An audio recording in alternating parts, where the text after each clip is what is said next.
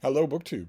It's Friday, and that means Friday Reads. That kicks off a weekend of stock taking and measurements where booktubers will say on Friday or Saturday or the weekend or whatever what their reading has been like in the last week, what they've read, what they're reading now, what they're going to read in the near future. A little bit uh, complicated for me because all I do is read.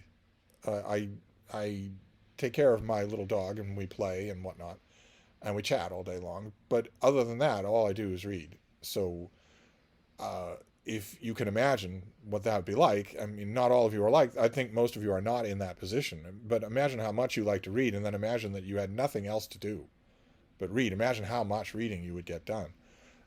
That's true for me every week. So my Friday reads are more like highlights, things I want to talk about, uh, usually heavily freighted towards books that I haven't got to yet. But we'll see. I've just got about 10 here that I want to show you. The first one being a dual time frame novel. I'm sure you know what I'm talking about. They're extremely popular. Where someone in the relative present, usually before cell phones, but sometimes even in the era of cell phones, finds or experiences something that is informed by a dual narrative, the other half of the narrative, which takes place a century earlier, 2 centuries earlier. And this is Floriana by Midge Raymond. My Lost Continent was her notable earlier book, which I don't think I read. And this one takes place on an island in the Galapagos Islands, where the present day character goes there, uh, but uncovers documentary evidence of a woman who went there a century earlier. So a very familiar template. A lot of the books that I'll be talking about today have a very familiar template. Not saying that it can't be good. One of the things that I tend to like about these dual time frame narratives is that the author feels incumbent on them to dump a lot of information about the two different time periods. So even if the prose is flat, which is almost always the case, even if the characters are flat, which is almost always the case, even if the pacing is horrible, which is almost always the case, and even if especially the payoff is horrible, which is almost always the case. And that's especially because that's what you want in a novel like this. You want the earlier time period to somehow slip to the present day a payoff, a MacGuffin of some kind that really hits you where you live. And I have read so many of these things that just don't do that, or they try and they do it poorly. So, but even if all those things end up being flat or non-impressive or whatnot, I might still learn a lot about the various little islands of the Galapagos. Uh, and that would be interesting on its own. Then we have a Regency romance. This is by Scarlett Scott, and it is part of the Wicked Dukes Society. This is Duke with a Reputation. Uh, and I haven't read this yet. I love these modern Regency romances. You can always tell them because you'll get bared flesh. Here you have her clavicles and his clavicles. And another sign just off the top. I mean, there are no traditional Regencies that are written today, but another way that you'll know that you're looking at a modern Regency. First, there'll be undress. That would ruin both of them in the actual Regency period. Just that. But in addition to that, the woman's dress will have several hundred yards of cloth in it. It'll just go on forever and ever. I don't mind that, those visual things at all. And I tend to like the books. This is about a duke who has largely tried to live down his reputation as London's worst rake, as a hellion in his youth, until he encounters something, a reminder of that reputation that he can't do anything about, and that is a daughter. He encounters a fiery spitfire of a daughter, his own daughter. Uh, and so suddenly matters are at a complete boil. Suddenly something has to be done. And his relatives, his family, the people that control his finances tell him, well, you need to find a wife, someone who will raise this child, because you can't do it. And you need to do that or your financial future is on the line. So again, very, very familiar template. especially since he knows the woman that he picks and doesn't. They have a contentious relationship. So it will be what the romance world refers to as friends to lovers. Always enjoyable if it's done well. We'll see. Then I'm not familiar with Scarlett Scott, but I am familiar with our next author, and I don't like him. I try not to think that about any author, especially an author of nonfiction. I try not to think that, and I try not to let it affect my reading of their books. But I have been falling steadily out of love with the historian A.N. Wilson for the better part of 2 decades. Every book he writes strikes me as with a more sour note than the one before it.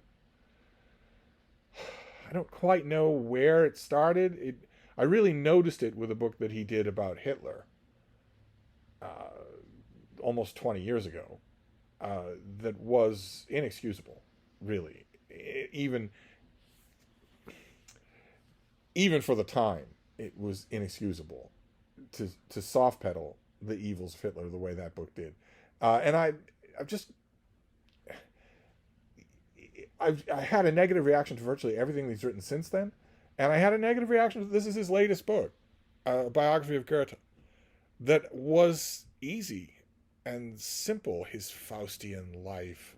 There's nothing Faustian about Goethe's life. And the minimal effort that Wilson puts in to trying to draw that comparison between Goethe and his most famous character, it's a minimal effort, first of all, and it's completely unconvincing. And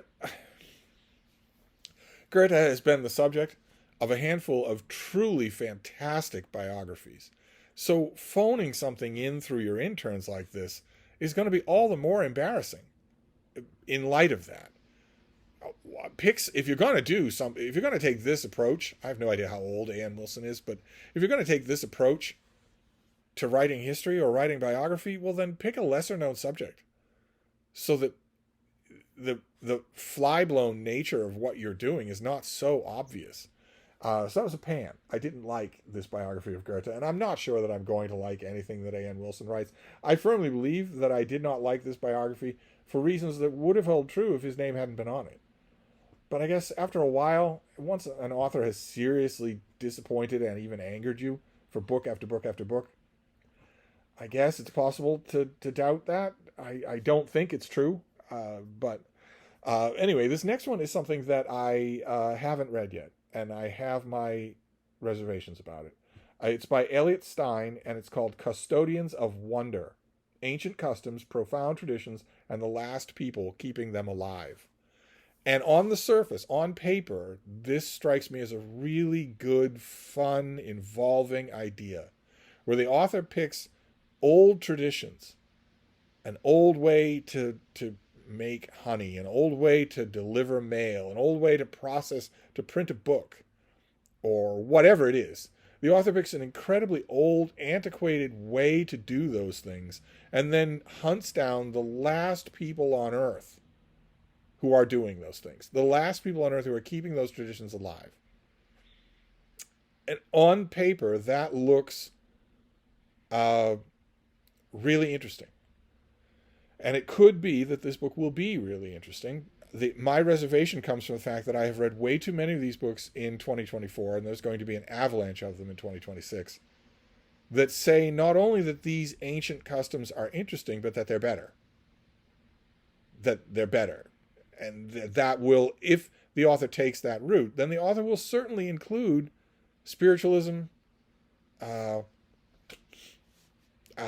treating infant diseases with, I'm the last person on earth who practices treating infant diseases by daubing them in the blood of a sacrificed animal, and that maybe we should listen to that maybe there's worth in that. I can almost guarantee that every single thing, every single custom in this book is antiquated justly.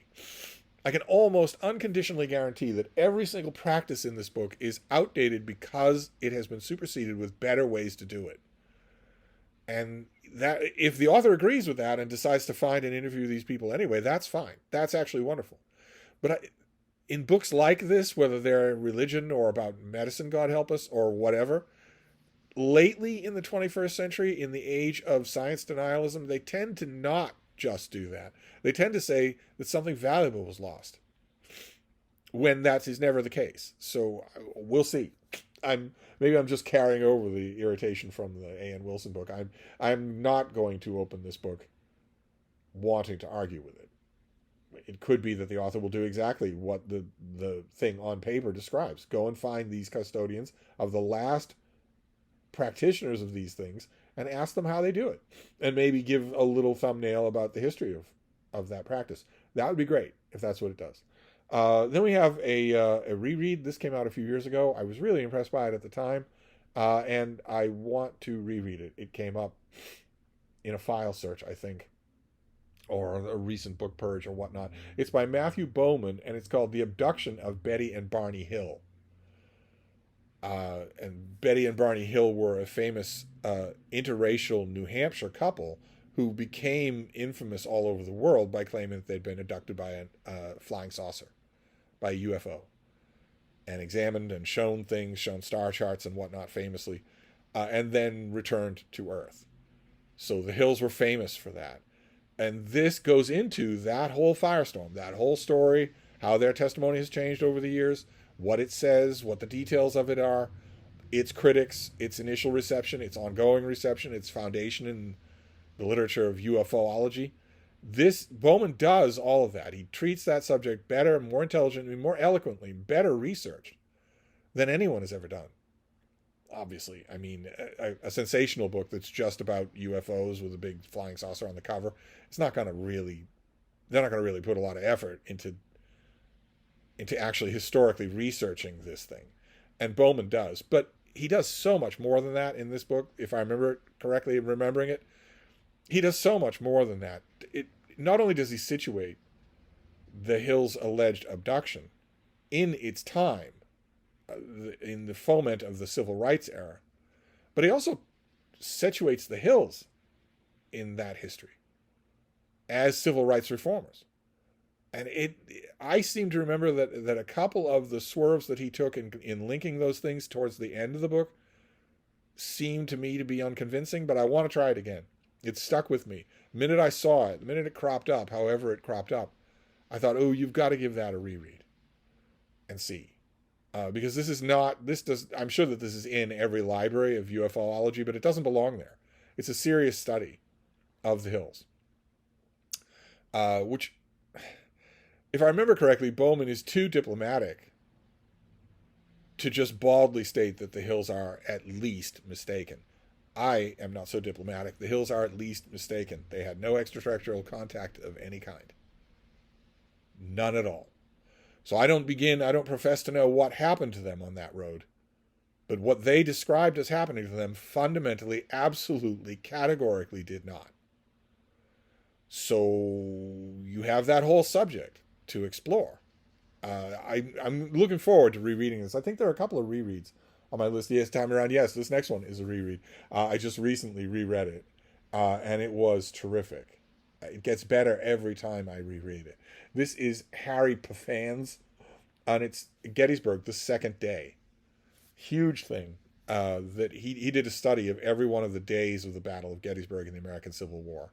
One whole book for each day.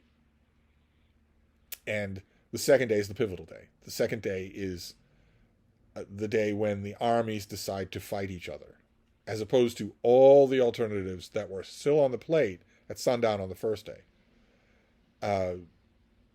This was accidental. The Union General Meade, new to his command, did not know that the Confederates were massing at near Gettysburg, and also the Confederate forces under General Lee did not know they were going to do that. So this was a largely accidental meeting of two enormous armies, who each, for one reason or another, wanted nothing more than to meet the enemy in a massive engagement. Neither one of them expected it when they coagulated on Gettysburg. And the second day is when that was carved in stone,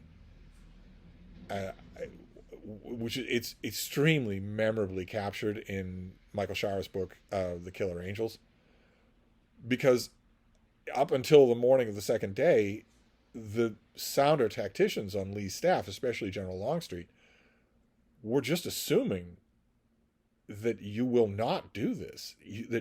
Yes, okay, we know where the Union is. They are well dug in on high ground, on easily defendable ground on the other side of town. But their left flank is wide open. Even without our cavalry, keep in mind at this point Jeb Stuart is still missing. Even without our cavalry, we can easily flank them. We can easily turn their line. And we should, because what's the alternative? The alternative is to confront them on impregnable positions. It doesn't matter how inexperienced Meade is. West Point cadets could hold this ground. So of course we won't do that. And they were stunned. And again, no one more than Longstreet when Lee said, yeah, that's exactly what we're going to do. And this author, he's not dramatic. He's not a dramatic author, but he is extremely thorough. This is extremely exhaustive Civil War military history. So it's a little bit on the awkward side. My reread of it, every time I reread this, I like it more. But I've done a lot of reading on the Battle of Gettysburg. A lot. And I've been there many, many times. And I'm not sure. I mean, Friday Reads isn't for recommending, really. Not necessarily. I loved this, but I can't help but think in terms of recommending. My whole career as a bookseller, I was recommending books. My whole career as a book reviewer, essentially, is me recommending books. And I don't know that I could recommend this to just a casual Civil War buff. I think it's a little too detailed. Any of the books in this series, I think, are a little too detailed. You might want to read a couple of books on Gettysburg first, just general one-volume books on Gettysburg before you really hunker down. But if you are really hunkered down, if you really like studying Civil War battles, for instance, if you're a Civil War guy, and you somehow haven't read this series, they can be hard to find used. They don't often crop up used, but they're worth it. Oh my, are they worth it. Then we have a new book that I'm looking forward to. It's naval, it's nonfiction. It's by Linda Haley Prentice, and it is called Prepare to be Boarded. She is a chief warrants officer, I think, or was, for the U.S. Coast Guard. And this is her memoir about being a coastie and coming up through the ranks, and also what the day-to-day job entails. And that day-to-day job, I never tire of reading Coast Guard books because some of them can be really, really good. That job is undersung, of course. It's underappreciated. It's underknown. Most Americans don't know the details of the Coast Guard. They don't know what the Coast Guard does, much less the Coast Guard's remit in all kinds of weather. The Coast Guard goes out in all kinds of weather. They go out and weather the ground's warships. They do their duty round the clock, and it's dangerous duty. Prepare to be boarded is their calling card. And in the modern era, especially in the late 20th and early 21st century, that is not a thing. That your opponents can be very heavily armed, very well financed. It doesn't matter. You're going to do it anyway. So I imagine that she has a lot of stories to tell. I'm just hoping that she's good at telling them. That's all. Then we have a book by Courtney Lund O'Neill. This is called Postmortem. And the subtitle is What Survives the John Wayne Gacy Murders. John Wayne Gacy, popularly known as the Killer Clown, because he was a civic leader and a civic booster, a pillar of his local community, and also did children's charity events dressed as a couple of clowns. He had a couple of clown identities, and the popular press seized on that immediately when the nation and the world were horrified to realize that he was also an unbelievably prolific American serial killer who was preying on young men and killing them and then burying them in the crawl space under his house in normal suburban Illinois. It's just an unbelievable horror, just an unbelievable, not only that he did it, but that he did it right there in the midst of barbecues and patio parties. And John Wayne Gacy mostly preyed on transient young men. This was decades and decades ago. There was no internet. There was no heightened awareness. In fact, the the traumatizing experience of the whole nation watching television as body after body after body after body after body was brought out of this ordinary suburban house's basement largely changed the way people think. But back then, young men hitchhiked. They got into vans and cars with strangers if the stranger was offering them the slightest thing, a beer, a job application, whatnot. Gacy was a contractor who hired young men quite often. And he developed a pattern. He developed a routine. Find a young man. I don't look like a monster. I'm a pudgy older guy. I don't look like a monster. Find a younger man that I can offer something to. Get him into a compromising position. Get handcuffs on him in my home, and then dispose of the body. And I don't need to worry about people seeing me dispose of the body because I'll just bury it in the crawl space. I'll drag it down to the crawl space, dig a shallow grave, cover it in lime, and that'll be that. The only thing that will be amiss is that my house will reek, and his house did reek. And he preyed on these men. These men, I hesitate to, these men and boys, I hesitate to describe them as nameless and faceless, because of course they were all people who were loved by other people, but their disappearance was not going to crop up on police radar really quick until his last victim, a teenager named Rob Peast, who was working at a pharmacy shop. He was a real good kid, clean cut, loved his parents, they loved him, popular with his friends. Success in front of him, said often that he wanted to be an astronaut. Well loved by his dogs. And he was working one night, and his mother came by to pick him up. There was a party they were going to go to, and he said, I'm coming, but I need a minute to talk to a man about a job. I need to talk to a contractor about a job. The contractor was John Wayne Gacy, and Peast was never seen alive again. And the author of this book is the daughter of the last person to see him. This author's mother was directly connected to Peast by forensic evidence. Something of hers was in the pocket of the jacket that was found on him. Gacy actually couldn't bury him in the crawl space because he was out of room. And he was worried about burying his victims in his backyard because he could be seen. So instead, he drove to a bridge and dumped Rob Peast into the Des Plaines River. And long after, almost all of his other victims were disinterred and partially identified, long after that, Rob Peast's body was found in the river. So there's a direct connection here, and I think I haven't read it yet, but I think what the case this book is going to try to make is the incredible amount of collateral damage that serial killers do. I'm willing to bet that Courtney Lund O'Neill is going to say that her mother was never the same again, and I don't doubt it. I don't doubt that any of the people connected with any of John Wayne Gacy's victims were ever the same again. It's the collateral damage that we don't even think about. We're so awestruck in a horrified way by the body count that we don't even think about all the rest of the damage. And one thing you know for sure is that these monsters don't think about that either. Unlike, well, for instance, a competitor, if you want to call it that, for John Wayne Gacy would be a serial killer named Dean Corll, who actually inspired Gacy in one of the methods that he used to incapacitate his victims.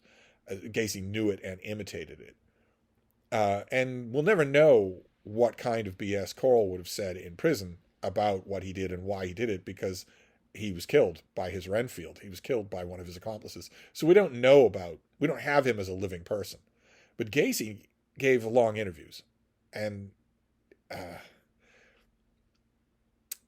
just monstrous, obviously, but completely clueless to the kind of collateral damage I bet this book will be about. And when he was first apprehended by the police, he couldn't shut up about what he did to his victims. He went on at great length, a couple of hours, but what he did to Rob Peast. Imagine this author's mother reading that and knowing what her friend must have gone through in the last hour of his life. That's something that would stick with you. So I will. I'll read it, and I mean, it's the memoir of the daughter of a friend of one victim. So I'm not meaning to be heartless here, but it will be a footnote in the John Wayne Gacy story. But it's worth reading anyway. Definitely worth reading anyway. We'll see. I don't expect it to be well written, but I'll want to know that those huge lapping out waves of collateral effects are not studied at all in serial killer literature. Well, there's precious little that's studied well in the serial killer literature, but that's barely touched on at all. And that's absolutely true, no matter how quote unquote disposable the victims are. There was a guy in New Orleans who preyed almost exclusively on transient black men with long criminal records. The type of people that just are blips on the radar. They leave no trace of themselves behind. And yet, as investigators have pointed out, and also the reporter who broke most of that story pointed out, they were loved. So I think it'll be fascinating. Macabre, but fascinating. And then this next one is by Julie Gilbert. I read this. I loved it. Absolutely loved it. It's called Giant Love. And it's a story of Edna Ferber and the novel that inspired the James Dean movie, Giant. And I was worried when I started this. I was thinking, okay, well, James Dean fever has largely died down. For a while there, it was inescapable in America, in American cultural writing.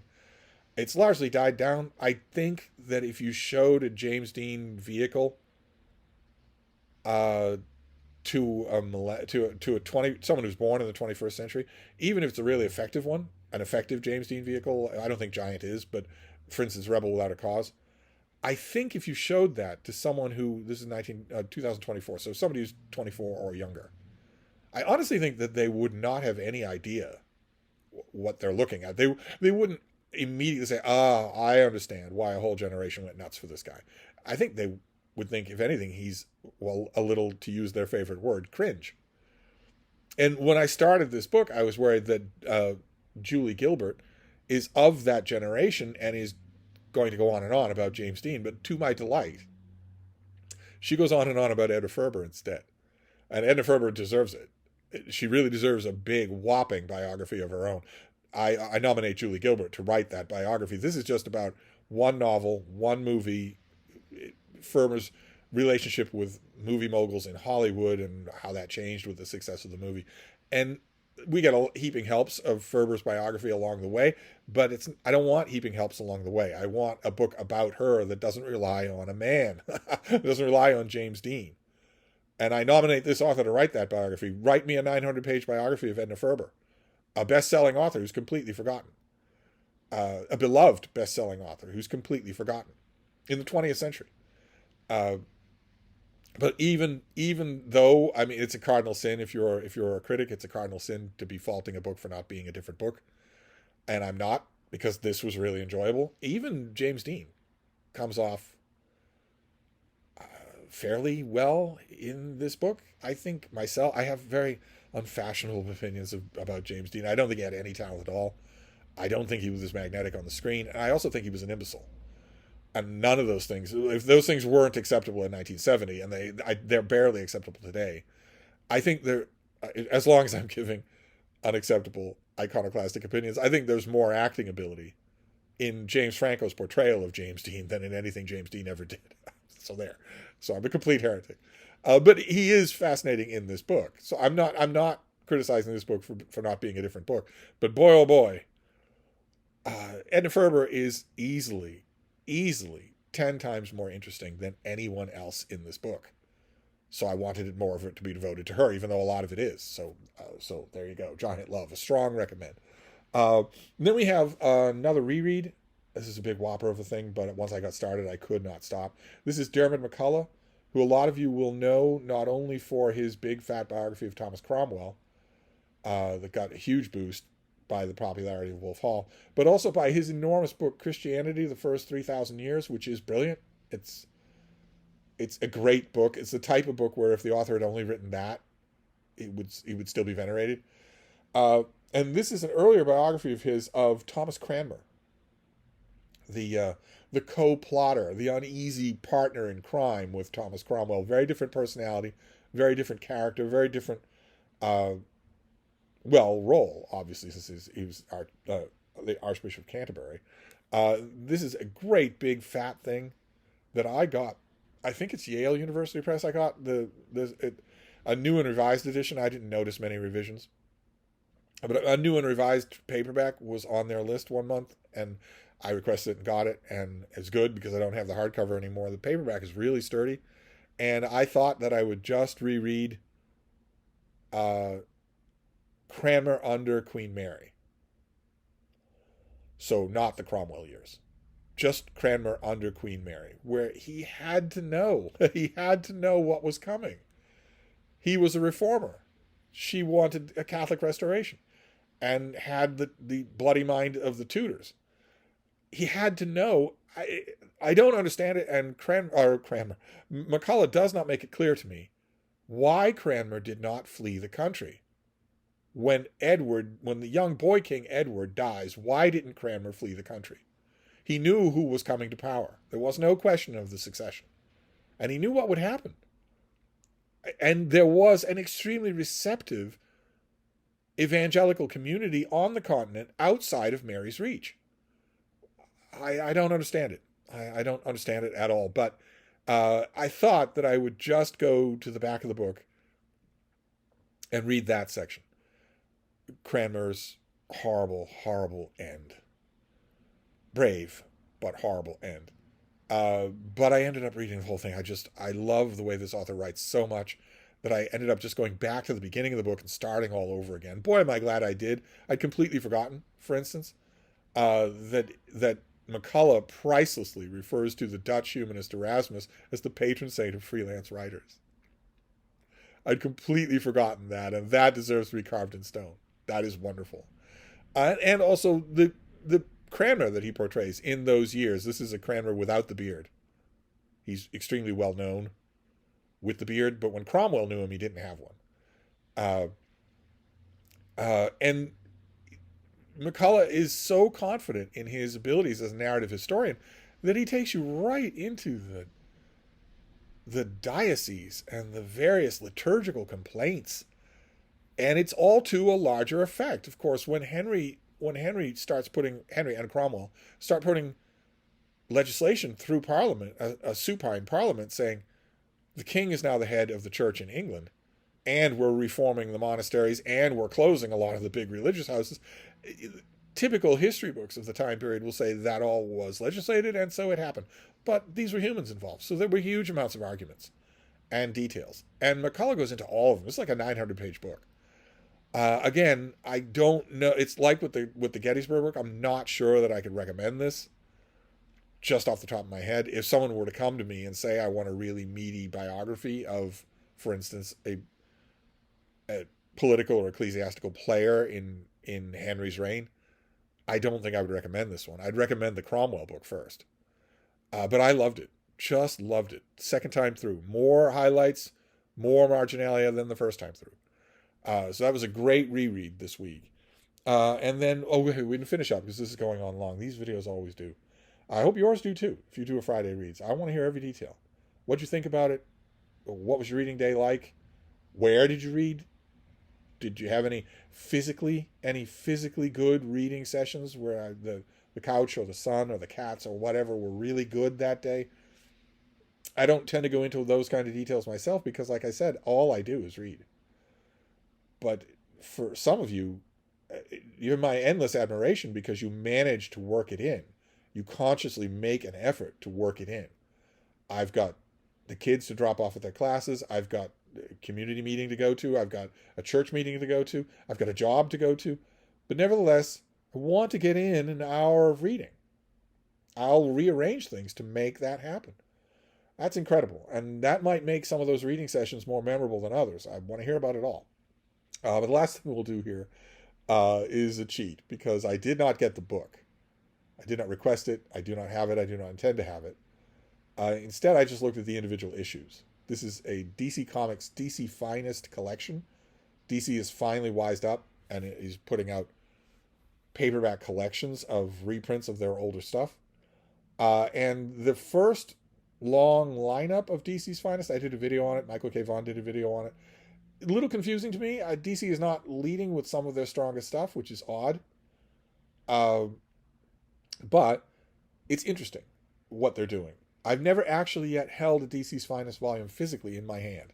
And this is not going to be the one I start with, even though it's the first one I looked at. Because it would be so redundant.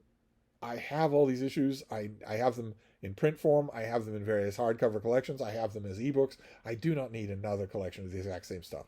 But they did a volume of the Legion of Superheroes, which is Clark Kent, Kal-El, Superman, when he was a teenager, fighting gangsters in Smallville, who occasionally traveled 1,000 years in the future to team up and become a member of the Legion of Superheroes, a teenage superhero team 1,000 years in the future. Many races, many different planet homeworlds, each Legionnaire with a unique power of their own. They worship Superboy. They remember him from history. They're glad that he's part of their team. The Legion, once Superboy joined the Legion, it became a thing of its own. Fans loved it. I loved it. It had a long, storied history, all the more of a travesty that the Legion is not printed today. DC Comics doesn't do them today. I say a travesty, but I'm actually glad of that, because the last reboot of the Legion, the last iteration of the monthly Legion comics, gave me a clear indication of what any other reboot would be like, and it's exactly what you'd expect. Everybody has two mommies, everybody's race swapped, everybody's gender swapped. Everybody hates you, personally. Every member of the Legion stops from fighting Universo or Evillo or whatever to turn to the camera and say, oh, and by the way, your grandparents were horrible people. Just the rot that has infected superhero comics. So I don't actually want a new Legion comic book. But I love the old Legion comic books. And for the DC Finest lineup, the inaugural DC Finest lineup, DC came out with this. Zap Goes the Legion. No idea what that title comes from. That was never the title of any Legion book. We have here as creators Jim Shooter, Cary Bates, Win Mortimer, and Dave Cockrum. The listing of Dave Cockrum as an artist gives me a perfect idea of the issues that are involved here. And it's strong stuff. So I'm glad that DC is doing this. I just didn't invest in the copy myself. I think this comes out in December. And here we have a classic Nick Cardy cover. Nick Cardy, to the best of my knowledge, never drew a whole issue of the Legion. He did draw issues of the Teen Titans. He's a tremendously good comic book artist, but painstaking and a little slow. And the Legion is a difficult thing to draw because it's, as the name implies, a large roster of characters. This is from an issue where a character named Timberwolf comes back to the Legion. This is an imaginative Nick Cardy cover that shows various Legion members fighting an enraged Timberwolf against the background of a big full moon. The issue itself is not quite so ridiculous as this. Timberwolf is an odd Legion character. It's never quite made clear in any. He was a fan favorite. As soon as he introduced, people really liked him. He was kind of the Wolverine of his day. And it's never really clear to me anyway how biological Timberwolf is. Is he an android or is he not? And it's also never really clear to me what the extent of his powers are. All I know is that his powers defy the Legion Constitution, which has as one of its stipulations that each member should have some superpower that is unique to them and not represented by any other Legionnaire. The only exceptions the Legion makes for that are Superboy and Supergirl. And maybe Mon-El, a character Mon-El, whose one extra superpower would be that he doesn't keel over if you put him in the room with kryptonite. But Timberwolf is super fast. He's super strong. He's not invulnerable. He can't fly under his own power. And he's super strong and he's super fast, but he's not anything you'd write to Aunt Matilda about. He's in one issue, one of the characters says, Mon-El, who's one of the strongest Legionnaires, says to Superboy, well, be careful. He's almost as strong as we are, but he's not. He's not. That's just one Legionnaire boosting another. So I always thought this is a triumph of design over originality. And it worked because the character of Timberwolf was really popular with Legion fans. But this cover would never happen. Saturn Girl could easily defeat Timberwolf, and she wouldn't have to jump at him. She's a telepath. She could just shut down his mind, or order him to stand still, or order him to poop his pants. That guy in orange down there is Ultra Boy. And he has Kryptonian level superpowers, but only one at a time. So if he's going to use his super strength, he can't use anything else. If he's going to make himself invulnerable, then he doesn't have super strength or supervision or any super speed or anything like that. Which means that if he wanted to use his super strength, he could pop Timberwolf's head off his body like popping a pimple. He'd be as strong as Superboy. Superboy, of course, could defeat Timberwolf 60 different ways before Timberwolf even knew he was in the room. Chameleon Boy is a shapeshifter. Pretty easy for him to defeat a single solid, as Odo from Deep Space Nine would say. The girl in white in back there is Phantom Girl. She can't do much. And the green skin guy in purple is Brainiac 5. His superpower is extremely enhanced intelligence. So he couldn't do much either, provided Timberwolf could catch him without his... He has a belt that generates a force field around his body, and it's impenetrable even by Superboy. So Timberwolf certainly couldn't grab him. Then there's this guy in purple and white. That is Element Lad. He is the sole survivor of his planet, and he can transmute any element to any other element. Which means if he wanted to, if he was pressed in the matter, he could transmute the oxygen in Timberwolf's lungs into silver. So the fight would be over pretty quick. So this cover is ridiculous. Half the people on this cover could easily defeat a B-rater like Timberwolf. But the issues reprinted here have some really good Dave Cockrum artwork before he went on to fame and fortune as the artist for the all-new, all-different X-Men. These are very familiar issues for me. I'm sure that I could... I haven't looked at the roster of what's reprinted in here, but I'm sure that I know it all. I'm sure that I know every issue that's in here. And I love them. It's just this would be totally redundant for me to get. I might get it anyway. I have a lot of Legion stuff that's totally redundant. And, despite what I said, I do miss the Legion. I would never want current comic books to do them. But I do miss them. It would be great if somebody somewhere, somehow, could do Legion adventures the way they should be done, just normally. But anyway, that is, sorry for the length. That is my Friday reads, just a swath of things that I'm either going to read or have just recently read. Some of the things that I've just recently read, I'm leaving out a lot of the science fiction that I read this week, reread this week, and a bunch of other stuff too. I left out all the Dante. I did a ton of Dante reading this week. Reading Dante and also reading about Dante. And also a ton of reading about Boccaccio. A couple of biographies and also a couple of collections of scholarly work. There's a new biography of Boccaccio coming out in English next year. And that just started me down the garden path of reading about Boccaccio. And that actually isn't over. I have a strong suspicion that that's going to lead to just rereading the Decameron. I don't know if that'll happen in December or not. But anyway, that's my Friday reads, an approximation of it. And I would love to know what your Friday reads are. If you don't have a BookTube channel, or if you have a BookTube channel and you don't plan on making a video, please tell me. Please let me know what you're reading, what you're planning on reading. I'd love to hear it all in detail. But anyway, I'm going to wrap this up before it goes any longer, but I'll be back. Thank you, BookTube.